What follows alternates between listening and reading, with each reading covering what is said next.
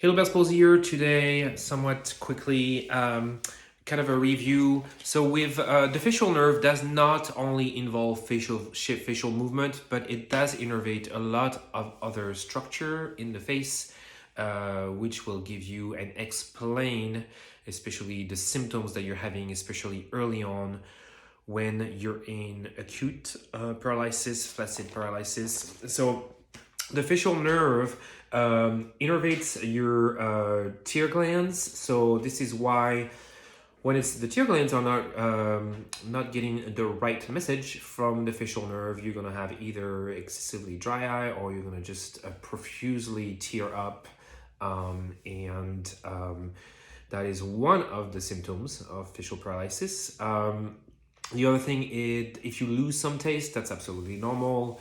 The front 2/3 of the tongue are actually innervated by the facial nerve, and that's the sensory aspect for this. And this is why you might feel like you're losing taste. You have a metallic taste in your mouth early on in the paralysis. Another one, it helps create saliva.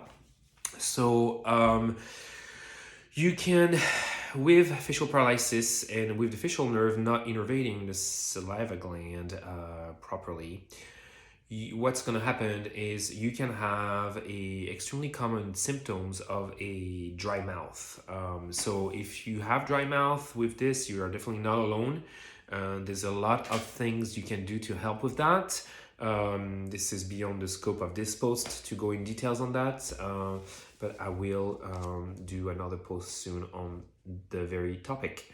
So obviously facial movement, your facial nerve, obviously, as you found out, innervates the muscle that is moving your face and responsible to show your emotions. The other thing, it's very closely also close to the nerve that control balance as well as hearing, and those can definitely be affected early on in the paralysis. And then it actually also innervates a muscle, and I did a post on this before. That muscle is called the stapedius, and this is a muscle that is responsible for dampening sound. So if generally early on, as the recovery goes on and as the facial nerve heals, your hearing comes back to normal. But initially, you can be very sensitive to loud sound because that stapedius is not doing what it's supposed to do. When it contracts, it's supposed to help decrease some of the intensity of the sound that your ear is receiving. So these are other things besides obviously the facial motion that is the main concern for most people, but these are all symptoms that can certainly happen with facial paralysis.